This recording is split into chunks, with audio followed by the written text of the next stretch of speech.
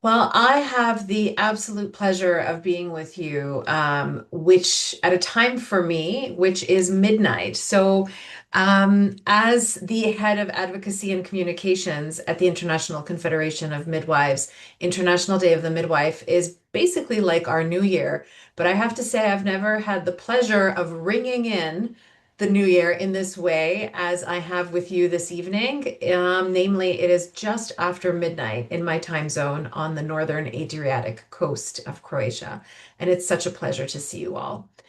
As I mentioned, I am the head of advocacy and communications at the International Confederation of Midwives. And part of my role is that together with my team and together with the leadership team, I co-create the theme of International Day of the Midwife. And it's been such a pleasure to see so many of you leveraging and using our theme of the world needs 1 million more midwives. And today, this evening, for me, I have the pleasure of walking you through some of the research that got us to that number. But before I do that, I also have the pleasure of telling you about the International Confederation of Midwives. For some of you who may not be familiar with the organization and our role in this amazing profession. So thank you again to the VIDM team for inviting me, and let's dive into data being visible and counted. So as I mentioned, I will begin with some discussions about the International Confederation of Midwives. Many of you may already be familiar with our organization, but I think it is useful to give a bit of a refresher. So, since 1922, ICM has brought together professional organizations of midwives across the world to uplift and achieve ICM's vision and mission. When we say professional organizations of midwives, we mean organizations that come together to represent the profession of midwifery and advocate for the needs of midwifery. Some of you may remember that just a few years ago, we celebrated our 100th birthday. So I think it's really important to reiterate to midwives all over the world what a strong and long-lived profession you have. It is indeed the oldest profession in the world, and you can take a lot of pride in the fact that your national and international organizations have a very long and a very strong history. ICM provides our member associations with exclusive benefits, including professional development, networking, leadership, and governance support, and our triennial Congress, which many of you may be familiar with, which is happening in Lisbon, Portugal, in just 6 weeks. We also help our members advocate for improvements to midwifery education, regulation, and service provision, as well as connecting members in humanitarian situations to donors and support organizations. Some of you may remember the last 2 years of the International Day of the Midwife, where the themes were climate and midwives critical in every crisis, respectively. So these are all ways that we try and raise the profile of midwives and connect them with other stakeholders that can support and enable them when the most difficult situations happen. So as I mentioned earlier, ICM has been the global voice of midwives for more than 100 years.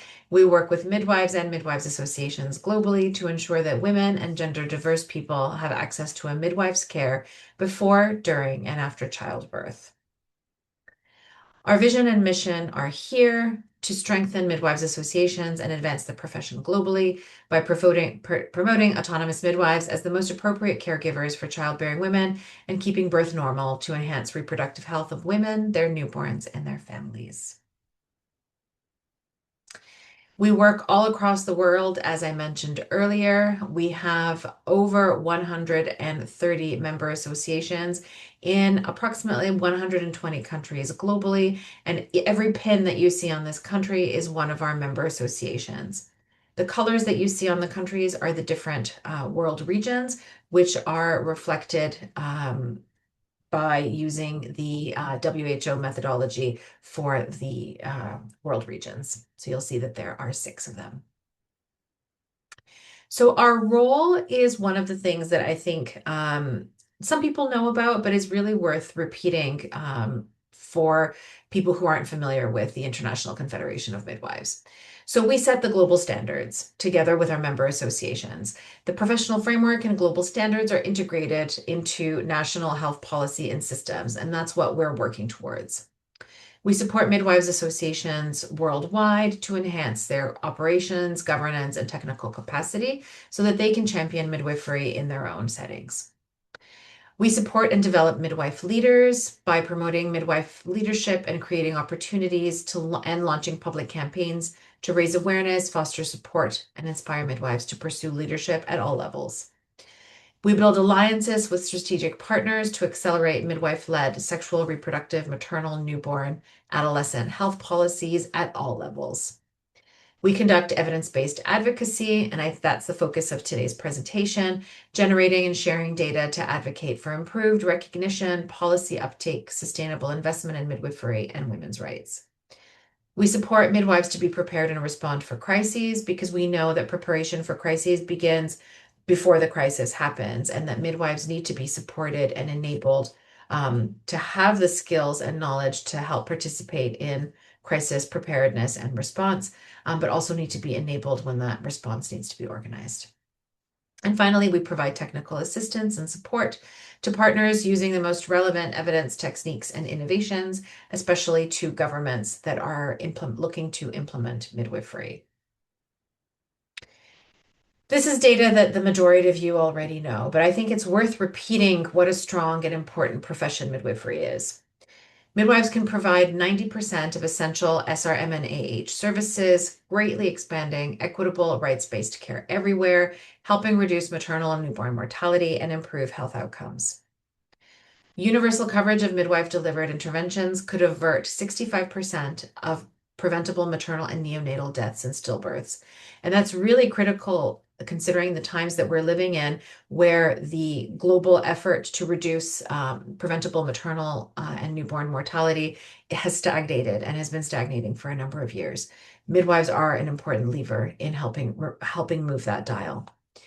Implementing midwifery models of care maximizes the efficiency of resource allocation, ensuring public funds are invested in the most impactful and effective practices. Most of you know that midwife models of care involve a known midwife or small team providing continuing support throughout pregnancy, birth, and afterwards. The approach is adaptable, accessible, equitable, and relevant across all contexts, and it does provide the best outcomes. And we also know that women want more midwives. They want midwives with more competencies that are integrated and supported by health systems. And just to close off, to remind ourselves of the impact of midwifery care, women who've received models of midwife-led continuity of care are 7 times more likely to be attended by a known midwife at birth. They're 16% less likely to lose their baby. They're 19% less likely to lose their baby before 24 weeks. They're 15% less likely to have regional anesthesia, 24% less likely to experience preterm birth, and 16% less likely to have an episiotomy. These are really important indicators that show the value of this profession and the value of continuity of midwife care. So to go back to ICM, many of you may be familiar with this wheel, but if not, I will introduce you to it. This is the professional framework for midwifery, and you have a QR code here so that you can have a look at the documents on our website. As a unique profession, midwifery has a unique professional framework. And the ICM professional framework for midwifery is an informative and guiding tool for all stakeholders involved in midwifery. As you can see, it's put together as a puzzle piece. And at the center, we have the midwifery philosophy and the essential competencies for midwifery practice. I'll talk to those a little bit more later on in the presentation.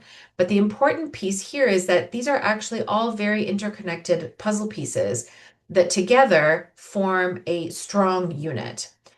If we remove one of the puzzle pieces, everything becomes more fragile. And when we destabilize one of them, we destabilize them all.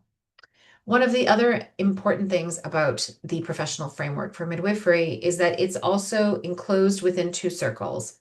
The first circle is an enabling environment. And what we call an enabling environment is one where midwives and midwifery can thrive and where midwives and midwifery have the resources and the tools that they need to provide high quality care, but also to grow and sustain the profession. We know around the world that all of these things are only possible when gender equality is present.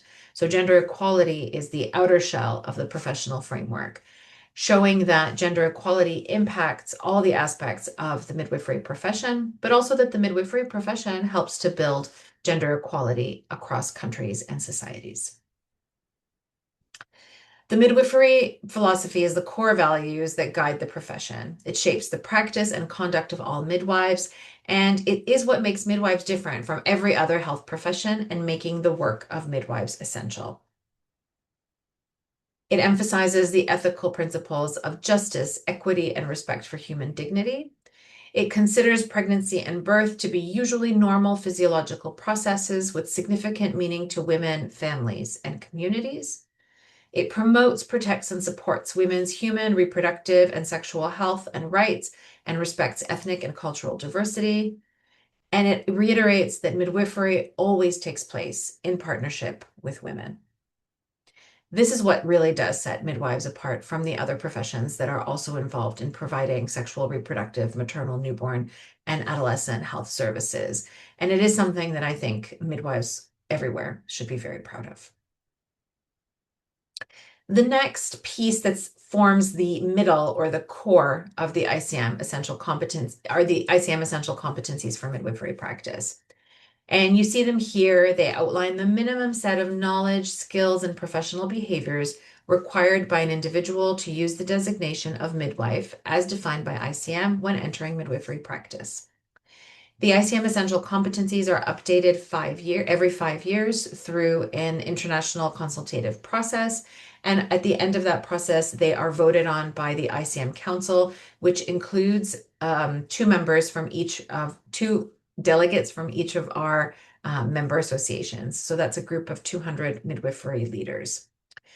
The latest update was in 2024, so just 2 years ago, and it was voted on unanimously. So I think this really does show the high degree of global consensus on the competencies that every midwife should have when she completes her program of education. Now, just because the competencies are part of the educational program doesn't necessarily mean that every country will include all the elements as part of the scope of practice. But as we've seen through humanitarian and climate crises, it really is critical that midwives do have these competencies and that they maintain them, at least to some extent, because they become invaluable and life-saving when times are the most difficult. So why do the global standards matter? Why is it necessary to even have these? And the global standards are some of the outside pieces of the puzzle that I showed you of the professional framework earlier. So it's important to have global standards because they provide clear and consistent expectations for graduates. They give health systems better workforce planning and the ability to better recognize midwives within the health system. They provide mobility of qualifications across countries and regions and pathways for advanced education. They give a shared language for improvement between regulators, educators, and health services. And as a reminder, again, they are regularly updated on a similar schedule to the essential competencies. And in those 5-year updates, they are aligned with WHO guidelines and the best available evidence. And again, they're also approved by ICM Council, reflecting a global consensus. We, as ICM and as a global professional association, are the only one that in the SRMNAH sector that sets the global standards. So again, this is another really important part of midwives' professional identity and something to be really proud of, that we are the only ones in the sector that do provide these global standards that all midwives and programs and regulators can implement in their work. The first global standard that I'll talk to you about today are the global standards for midwifery education, which many of you may already be familiar with. They set the benchmarks for programs that prepare students for entry to practice midwifery. And they promote high quality teaching and learning processes, ensuring that the ICM essential competencies are incorporated in the curriculum. They give a framework for designing, implementing, and evaluating the quality of midwifery educational programs and enable systemic reporting of quality indicators to the public, the profession, and the health system, as well as educational institutions. And finally, they contribute to the systemic improvement of midwifery education programs across the world. You have a QR code here at the top that you can scan to get to the ICM website and specifically the section on the global standards. But I think what's really important to note is that it's not just about the standards, it's also about all the implementation supporting documents that we also have available on the website. And I'm really proud to give you a sneak peek at one that is going to be launched at the ICM Congress in just a few weeks. And that is the Global Sample Curriculum, which is coming out in two different versions, one for post-nursing programs and one for direct entry programs. This is a really important tool that will be able to be used by many midwives in many countries. And we have created it in collaboration with UNFPA. And I really look forward to launching it in just a few weeks in Lisbon. The next global standard is the global standard for regulation. And regulation is, as many of you know, what holds the professional accountable while enabling autonomy and ensuring public safety. Regulatory functions that the global standards for regulation go through include setting the scope for midwifery practice, setting pre-service education standards, registering midwives, relicensing and ensuring competence throughout a person's career, managing complaints and disciplinary procedures, and setting codes of conduct and ethical standards. Next, I'd like to talk to you about midwifery models of care, and many of you may be familiar with them, but there is growing evidence on the importance and the impact of midwifery models of care, and I alluded to some of them at the beginning of the presentation. So midwifery models of care are cost-effective and sustainable. For every dollar invested, there is a 16-fold return in economic and social benefits. Midwifery does have a very clear economic case. Scaling up midwife-led care strengthens health systems, it improves public health, supports future generations, and advances progress towards a number of sustainable development goals. But despite this and the very strong evidence, midwifery remains underutilized due to things like underfunding, over-medicalization, unnecessary interventions, and gender-based barriers.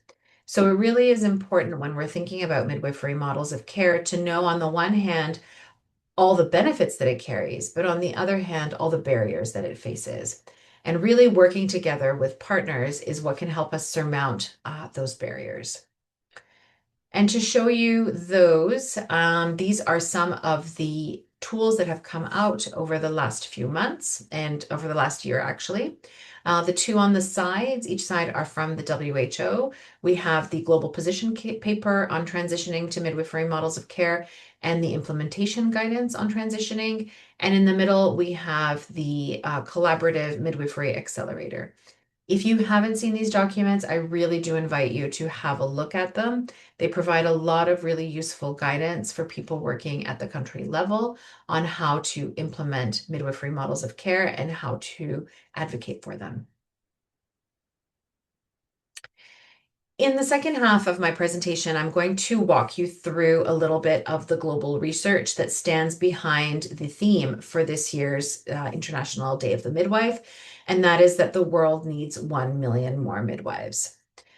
I have the pleasure of being one of the co-authors on the paper that you see here, and on the left-hand side, you have a QR code where you can download the open access paper. So it is called A Critical Crisis Persists, Updated Estimate of the Global Midwife Shortage Requires Urgent Action.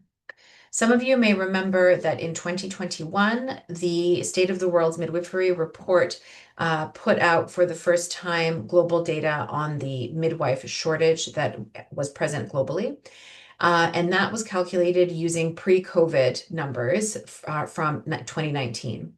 And what we wanted to do last year was to really reassess that number in light of all the things that happened during COVID, because we knew that there were tectonic shifts during the pandemic. And there was good news and bad news. The good news was that many regions had made some important improvements on the number of midwives in those regions and in the countries in those regions. But unfortunately, overall, we were not surprised to find that the global shortage of midwives had grown. So it grew from about 940,000 to 980,000.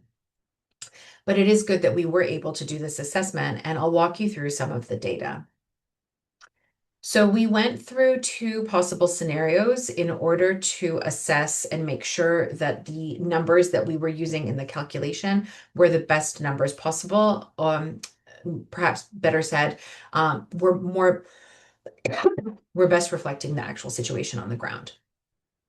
So this analysis was the most comprehensive analysis that has been done to date, and it included 181 countries, representing 82% of the world's women of reproductive age. So it really is representational and doing a very comprehensive job of making sure that we get the right numbers.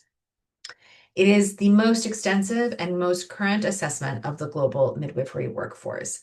And I really invite you to have a look at the paper because we went into a lot of detail that was not possible in the State of the World's Midwifery report in 2021 because of the length of the report. We just couldn't go into that level of detail. But here you have all the information on how the calculation came to be.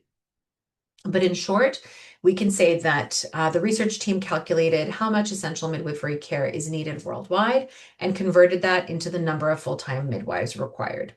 Now, when we say essential midwifery care, we're really only talking about essential services. So it doesn't include the full scope that would be included if we were to look at midwives working according to 100% of the essential competencies for midwifery practice. I'm hoping to do some research on that in the next few years so that we can have a rose-colored scenario of what the ideal number of midwives in a country is. So in this number, we're looking at the bare minimum of the services that midwives should provide. Once we calculated that, we also calculated how many midwives were currently working using the latest WHO and UN data. And we adjusted for nurse midwives based on how much time they spend on midwifery care in a given country. So if you go into the paper, it goes into a lot more detail on how we did that. By subtracting these two numbers, we came to the number of midwives that is missing at the regional level. And as I mentioned earlier, the analysis found a global shortage of around 980,000 midwives, which is where our number came from, that the world needs 1 million more midwives. Interestingly, the analysis found that every single region in the world needs more midwives. There's not a single region that has enough. And again, we're only talking about the bare minimum of essential services when we're saying these numbers. 55% of countries, or 100 out of 181 countries that we assessed, have a shortage. So this really is an enormous global problem. To give you an idea of what that looks like across the regions, you can see that Africa accounts for just under half of the shortage globally. The Eastern Mediterranean follows, followed by the Americas, Southeast Asia, Europe, and the Western Pacific with the smallest numbers. It's interesting to see that Africa, when we compare to the 2019 data, has really made a lot of improvements. So although Africa continues to have the largest share of the global shortage, that share is shrinking, meaning that there's a lot of work being done and many more midwives are being educated and deployed in these countries so that the shortage is shrinking, which is great news. It's also important to note that even regions that have what seems to be a small shortage do have that shortage across a wide number of countries.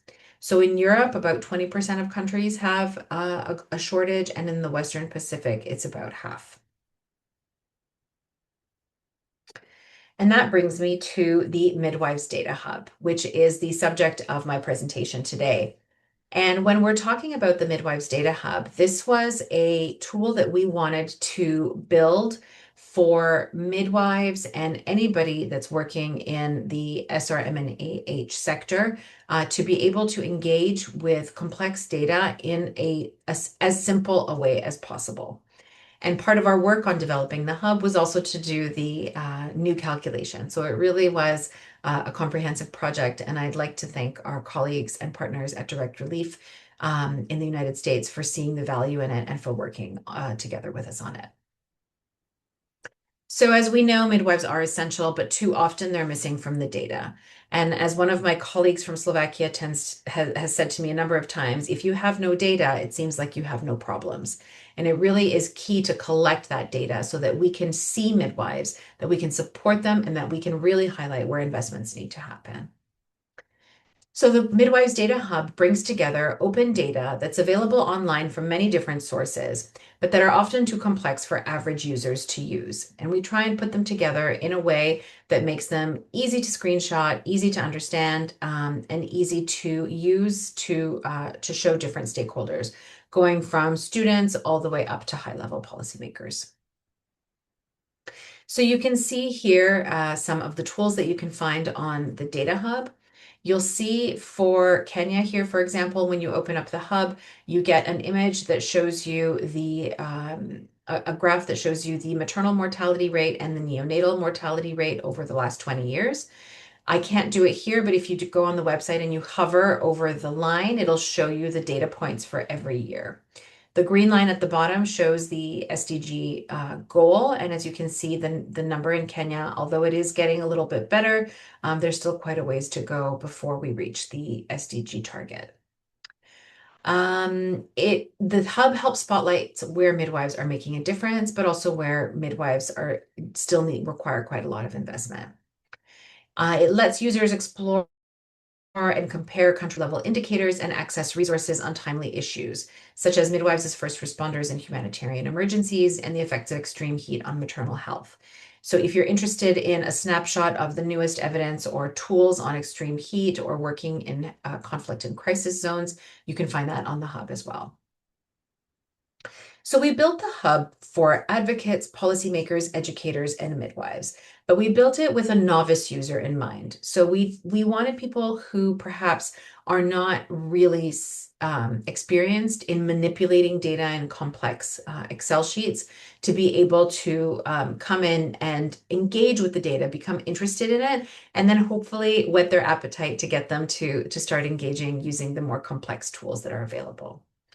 So what it does is it has a functionality where you can put 3 countries side by side and compare them on certain indicators. The indicators are those that are the most readily available from WHO and UNFPA. And when I say most readily available, I mean that they're the most often updated indicators, but also the ones that are as complete as possible across all the countries in the world. So when we were choosing the indicators, it was in our interest to show indicators for which there is a wealth of data across all countries, as opposed to those data points which were only available for a few countries. So you can see here between Kenya, Malawi, and Ethiopia, some of the key data points. And as you can see, the hub is really made to be easily screenshotable so that people can use it in presentations and reports. But it also does have an advanced section for those users that would like to engage with the data more deeply, go deeper into the source, download the source Excel sheets, and be able to use them for their own needs. So when you click on View All Data, it takes advanced users to a standalone section where they can engage with that data even more deeply. So again, it's really important to note that whether you're drafting a policy brief, educating future health professionals, or pushing for change, the hub can give you the evidence to act. And again, I have the 3 countries, Kenya, Malawi, and Ethiopia here, with another set of indicators that I like to pull out. The midwives per 10,000 population is one of my favorite indicators to pull out, as well as these last 2, the number of BMONC signal functions and the scope of practice for modern contraceptive methods. And the reason I like to pull them out is they're a bit of a proxy to show how autonomous midwives are in a country. The more BMONC signal functions midwives can do, the wider their scope of practice usually is. And that can be double checked by looking at how many modern methods of contraception they can prescribe and use. As I mentioned earlier, the data on the hub is verified open source data from WHO, UNFPA, and UNICEF. And for those of you who are interested in going a little bit more deeply into where that data comes from, in the methodology section, there's a lot more information about the sources and data definitions and the possibility of downloading full data sets. If you're interested in having a look at the Data Hub, please do have a look at datahub.internationalmidwives.org. You also have a QR code here that you can scan that can take you to the hub itself. Or you can just Google it, Data Hub International Midwives, and it will inevitably come up in a simple Google search. But I really do invite you to use it, to engage with it, and to share it. And finally, to close today, I'd like to remind you of the petition for 1 million more midwives. If you haven't signed it, please do sign it. It's critical that we get as many signatures as possible. You can sign the petition at millionmore.org, but you can also see here, maybe you can, yes, I think you can see my cursor. This is not one of our beautiful tiles. It is a QR code that you can use to reach the site. And I hope that you've noticed our beautiful tiles. They were inspired by the location of the ICM Congress next month, which is Portugal, but with a unique midwifery twist. So do have a look at them. You can download them. You can use them in your social media. We've tried to also create gift stickers across different social media platforms. So please do engage with them, use them, enjoy them. They really are beautiful pieces of art.